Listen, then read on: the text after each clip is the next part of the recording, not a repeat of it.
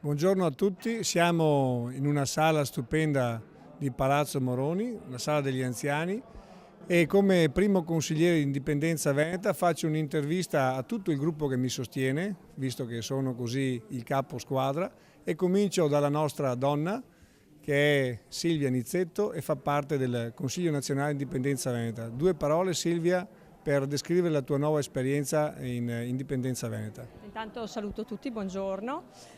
L'esperienza è una cosa, devo dire, nuova anche per me, però di un valore estremo, di una ricchezza a livello personale. È un gruppo aperto che ha dato l'occasione a chiunque volesse impegnarsi finalmente per il proprio territorio e soprattutto con un messaggio finalmente positivo e innovativo, che non si rifà più a niente di quello che è la vecchia politica, ma semplicemente al valorizzare la nostra terra e farla tornare quello che era, con valori e con un obiettivo unico, che è quello di farla tornare indipendente come sempre è stata nei secoli, nonostante poi ci sia stato un doversi adeguare ed unire ad un'Italia che è nata già da sola, senza di noi, e che anche se tornerà senza il Veneto non dovrà subire chissà che grandi danni a nostro modo di vedere. Quantomeno per noi torneremo finalmente a rivivere in autonomia come sempre abbiamo fatto. È un progetto, è un ideale, è soprattutto un messaggio di libertà, di capacità di riuscire a riappropriarsi delle proprie abilità che abbiamo sempre avuto e rivalorizzarle.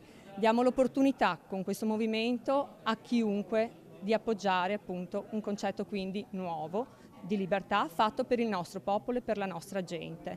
Qui nessuno lavora per un futuro politico in senso di voti, nessuno viene a chiedere appunto a voi un voto se non quello proprio per l'indipendenza e per la libertà personale. Tutti lo facciamo così a titolo, mi ripeto, personale, nel senso che siamo tutti volontari, nessuno di noi è pagato, lo facciamo solo perché abbiamo un credo molto forte e la voglia finalmente di far tornare questo nostro territorio a vivere e a pulsare, perché in questo momento è un cuore che lentamente si sta proprio arrestando e qui serve l'energia di ognuno di noi.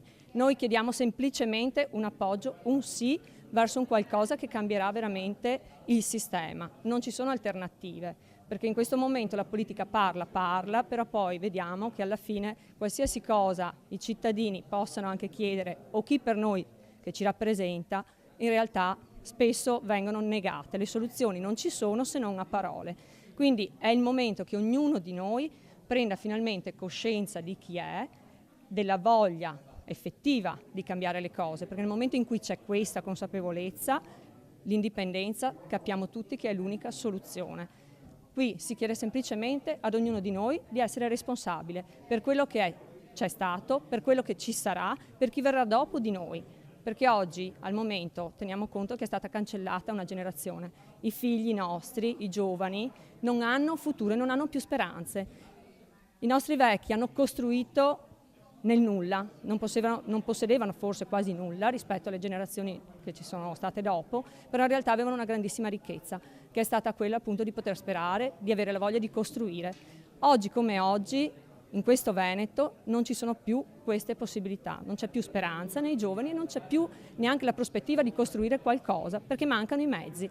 Noi i mezzi come veneti li abbiamo perché sappiamo che non siamo di peso a nessuno economicamente, è giusto che torniamo a poter usufruire delle nostre risorse nel nostro territorio per la nostra gente. Dopodiché saremo in grado di aiutare anche chi, a differenza di noi, non ha queste risorse, ma finalmente lo faremo con un sistema che funziona e potrà quindi offrire delle possibilità anche agli altri. Grazie mille Silvia, parole pesanti, parole stupende.